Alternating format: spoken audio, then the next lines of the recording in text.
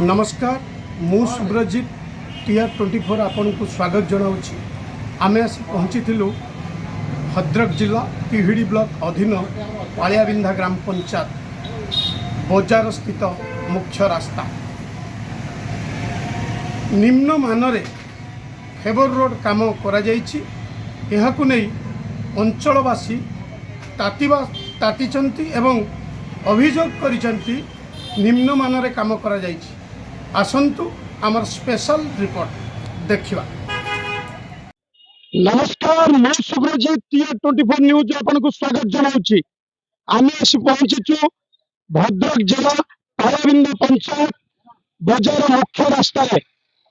ए देखि पारुथिबे मासक तळे काम होइथिबा फेवर रोड वर्तमान देखिबा को मिलुछि। फेवर रोड टी भांगी नष्ट होगा को पहुंची। मासकर काम कॉन्ट्रैक्टर और जेई को भीतर मधु चंद्रिका चली ए जो नाम हमर काम होइछि। ए देखि पारुथिबे मैं आपन को विजुअल देखाउछि। गोटे मास अंतर रे काम ए देखुथिबे पत्थर गुड़िक भांगी की नष्ट हो गलानी। इटा मध्य भांगी की गुंड हो गलानी। ए मासक तळर काम केते निम्न मानर तैयारी करा जाइछि। सरकार अर्थ जनसाधारण आसुवा अर्थ को केमिति हड़प कर देखु मु देखा गोटे मास अंतर काम बर्तमान रास्ता भांगी नष्ट होगा को पहुंची। आम सूचना पाई जे कि पालियाबिंधा बजार मुख्य रास्ता जे कि फेवर रोड आज नष्ट होगा को बसला। अटकल मूल्य 8 लाख टंकार ऊर्ध 16 मीटर व्यवधान फेवर रोड किंतु देखि पारुथिबे मास भीतर 30 दिन भीतर रास्ता भांगी चुनाव होगा बसी। बर्तमान आम पाखे अच्छा स्थानीय जनप्रतिनिधि आसंत प्रतिक्रिया कौन कहते सर TR24 न्यूज को आपको स्वागत। आपको परिचय स्थानीय पालियाबिंधा पंचायत सरपंच प्रतिनिधि अमीय रंजन मल्लिक। कौन ये मास तौर फेवर रोड तैयार होची ये जो नियम तैयार होची वर्तमान भांगी की गलानी कौन कहना विषय काम आरंभ मत कि लोक जनइले जे काम ठीक ठाक हम हो ना तेणुक आम जाइलु आम जड़े स्थानीय एडवोकेट सांगर नहीं जाइली एक्जिक्यूटिव इंजीनियर पाखक सेठी आम कहलु जो काम आरंभ होची आमको किसी जना जाऊ ना मापामापी हो लोक मापुंट इंजीनियर दे जाकि मापुंट कि कंट्राक्टर मापुची आमको किसी जना जाऊनी।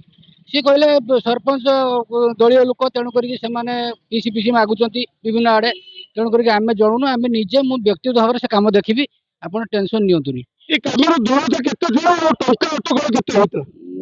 मीटर काम 8 लाख टंकार ऊर्ध बजेट थिला मत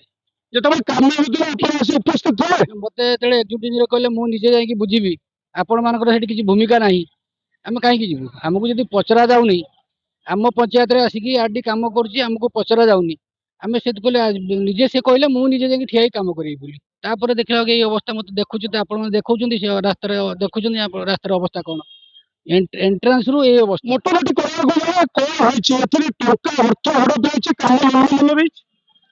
बर्तमान तो आपण मान सम्मुखर तो काम रही हड़प हो कि कौन होती तो दूसरा कथा किंतु काम तो बर्तमान प्रथम भांगी गला 1.5 मास ही भांगला।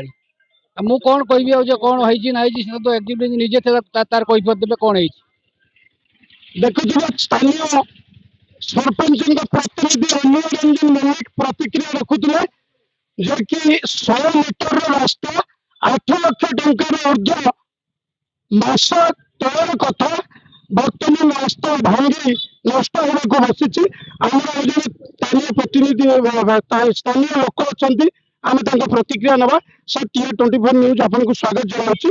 आपको परिचय डॉक्टर रंजन कुमार मुदुली मो घर ये पालियाबिंधा पंचायत रे कौन कह रास्ता जो मास तौर नष्ट होगा बसी कौन कहले दुख एवं परितापर विषय मु आज ये ठिया आज गुंडूर मेला चलती बिरंज पीठ रे किंतु बिरंज पीठ को गला पूर्व जो एंट्रेंसटा रही जोटा मुझे देखी मस तले जो कम हो किंतु बर्तमान भांगी जी सुरमार हो जाए ଏବଂ ମୁଁ ଦେଖୁ ଦେଖୁ ଏଠି 3-4ଟି ଗାଡ଼ି ଉଠି ପଡ଼ିଲାଣି। ତେଣୁ କୋଉ ଇଞ୍ଜିନିୟର କୁ ଚାହିଁଥିଲେ ଯେ ଫେଭର୍ସ ପକେଇବା ପାଇଁ, ଯଦି ବା ଫେଭର୍ସ ପକେଇଛ ଏଟା କୋଉ ମାନର ପକେଇଛ ଆମେ ଜାଣିପାରୁନୁ। ଯଦି ପ୍ରକୃତରେ ଭଲ ମାନର ଜିନିଷ ପଡ଼ିଥାନ୍ତା ଏଟା ଅବସ୍ଥା ହେଇନଥାନ୍ତା। ବୋଧେ କମ୍ ମୂଲ୍ୟର ଫେଭର୍ସ ପକାଯାଇଛି ଏବଂ ଜେଇ ଏବଂ କଣ୍ଟ୍ରାକ୍ଟର ମଧ୍ୟରେ ମଧୁଚନ୍ଦ୍ରିକା ଚାଲିଛି, ନହେଲେ ଏ କାମ କେବେ ହେଇନଥାନ୍ତା। ସେ ଗୋଟେ ଜାଣି ରଖିବା ଉଚିତ ଯୋଉ ଜେଇ ମହୋଦୟ ବା କଣ୍ଟ୍ରାକ୍ଟର କରିଛନ୍ତି ये पाଳିଆବନ୍ଧା ପଞ୍ଚାୟତ ଗୋଟେ ଶିକ୍ଷିତ ପଞ୍ଚାୟତ, ଇଏ ନିରବରେ ସବୁ ଶୁଣନ୍ତି, କିନ୍ତୁ ଅତିରିକ୍ତ ହେଲା ମାନେ ଇଏ ଯେତେବେଳେ ଉଠିବ ସେ ଜେଇ ଫେଇର ଅବସ୍ଥା ରହିବ ନାହିଁ। ଦେଖୁଥିଲେ ସ୍ଥାନୀୟ ବାସିନ୍ଦା କଣ ପ୍ରତିକ୍ରିୟା ରଖୁଥିଲେ ଇଏ ଯେଇ କଣ୍ଟ୍ରାକ୍ଟରଙ୍କ ମଧୁଚନ୍ଦ୍ରିକାରେ ଯେ କି ଏଭଳି କାମ କରାଯାଉଛି, କାରଣ ସଂସ୍କୃତି ସମ୍ପନ୍ନ ହୋଇଥିବାର ମାଟି ଇଏ ହେଉଛି ପାଳିଆ ବିରଞ୍ଚି ନାରାୟଣର ମାଟି। ବର୍ତ୍ତମାନ ବିରଞ୍ଚି ନାରାୟଣଙ୍କ ପାଖରେ ଗୋଡ ଯାତ୍ରା ଚାଲୁଥିବା ବେଳେ ଏଠି ବହୁତ ଭକ୍ତମାନେ ଆସି ରାସ୍ତା ମୁଖ୍ୟ ରାସ୍ତା ଦେଇ ଯାତାୟାତ କରୁଥିବା ବେଳେ ବର୍ତ୍ତମାନ ଆମ ପାଖରେ ଆଉ ଜଣେ ସ୍ଥାନୀୟ ବାସିନ୍ଦା ଅଛନ୍ତି, ତାଙ୍କ ପ୍ରତିକ୍ରିୟା ନେବା। ସେ TR24 ନ୍ୟୁଜ ଆପଣଙ୍କୁ ସ୍ୱାଗତ ଜଣାଉଛି। ଆପଣଙ୍କ ପରିଚୟ?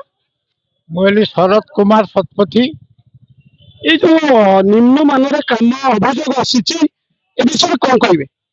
ये जो रास्ता ହେଇଛି ଏ ରାସ୍ତାର ନିମ୍ନମାନର ଟାଇଲ ପଡ଼ିଛି, ଯାହା ଦ୍ୱାରା କି ଏଠି ଏ ଯୋଉ ଟର୍ଣ୍ଣିଂଟା ଅଛି, ଏଇ ଟର୍ଣ୍ଣିଂଟା ଅଛି, ଟର୍ଣ୍ଣିଂରେ ଲୋକ ପଡ଼ୁଛନ୍ତି ଏବଂ ଆସ୍ତେ ଆସ୍ତେ ଏଗୁଡ଼ା ସବୁ ଗୋଟେ ଗୋଟେ ଚୂନା ହେବାକୁ ଯାଉଛି। ଏକଦମ ନିମ୍ନମାନର ଟାଇଲ ପଡ଼ିଛି, ଯାହା ଯାହା ଜଣାପଡ଼ୁଛି ଏ କଣ୍ଟ୍ରାକ୍ଟର ଆଉ ଜେଇ ଇଏ ଦି ଜଣଙ୍କ ଭିତରେ ସାମିଲ ଅଛନ୍ତି, ତଥା ରାଜନେତା ବି କିଛି ଅଛନ୍ତି, ଯାହାଦ୍ୱାରା କି ଆମ ପାଳିଆବିନ୍ଧା ପଞ୍ଚାୟତ ଭଳି ଗୋଟେ ସେନ୍ସିଟିଭ ପଞ୍ଚାୟତ ଏବଂ ଏଟା ଓଡ଼ିଶା ପ୍ରସିଦ୍ଧ ଗୁଣ୍ଡୁଣି ଯାତ୍ରା ଆଜି ଏ କ୍ଷେତ୍ରରେ ଏ ଯେଉଁ ରାସ୍ତା ହେଇଛି ଇଏ ନିହାତି ଶୋଭନୀୟ ନୁହେଁ।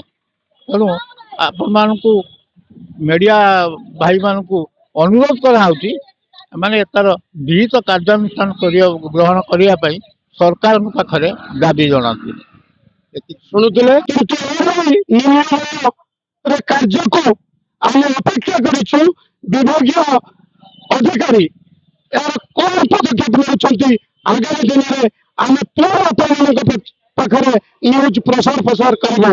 ଭଦ୍ରକ ପାଳିଆରୁ ସୁବ୍ରଜିତ ପାଳଙ୍କ ରିପୋର୍ଟ, TR24 ନ୍ୟୁଜ।